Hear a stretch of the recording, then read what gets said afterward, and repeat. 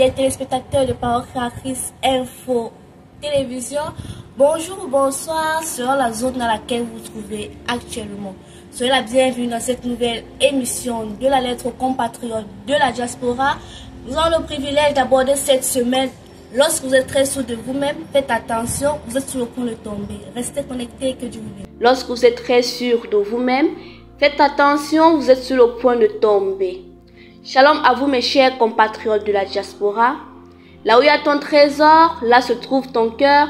Tel est le sujet dont nous avions abordé la semaine dernière. Il était question pour les uns et les autres d'amasser leur trésor au ciel, là où la terre et la rue ne détruisent point, et où les voleurs ne percent ni ne dérobent. Dans le dictionnaire français Larousse, l'expression être sûr de soi ou être sûr de soi-même signifie ne pas douter de soi, de ses capacités, pouvoir répondre de son comportement, de ses réactions dans une situation donnée, ou encore être assuré de ne pas faillir, ou encore être rempli de soi-même, de son importance, rester maître de soi. Le célèbre écrivain américain de renommée internationale Rick Joyner, dans son ouvrage intitulé L'ultime assaut, où il partage une série de visions reçues de la part du Seigneur, nous faisons part d'un personnage de cet ouvrage, un chrétien qui avait fait des exploits dans sa foi avec le Seigneur, dans ses combats de telle sorte qu'arrivé à un certain niveau de son expérience avec le Seigneur, se croyait arrivé au sommet de sa foi, avait baissé la garde et c'est ainsi qu'il fut surpris par l'ennemi. Et au lieu de continuer à gravir le sommet de sa victoire sur ses ennemis, s'est mis à sombrer et il fallait toujours recommencer l'expérience. Baisser la garde fait de vous un homme sûr de lui-même, qui se croit déjà arrivé, suffisant, comme on a l'habitude de le dire dans le langage de la rue.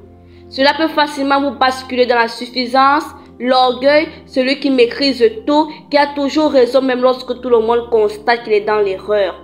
C'est ce genre de comportement qu'adoptent plusieurs frères et sœurs de nos jours. Ils ont toujours raison, on n'a rien à leur reprocher, même quand on veut les aider à sortir d'un trou. C'est leur opinion qui est le meilleur et ils sont prêts à vous laver correctement si vous osez leur faire une remarque.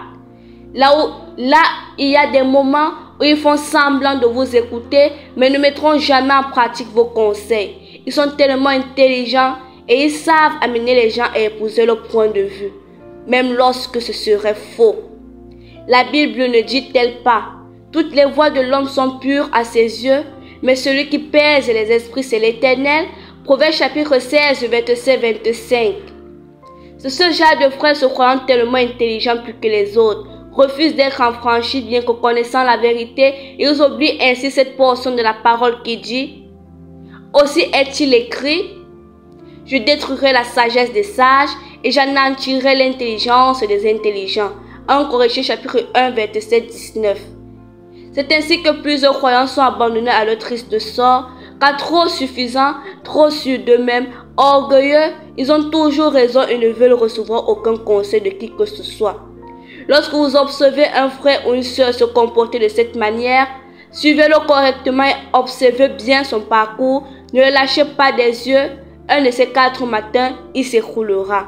Même son empreinte 20 dizaines d'ailleurs, pour l'aider en tant que frère, il ne pourra pas s'en sortir, il n'arrivera jamais au bout du tunnel.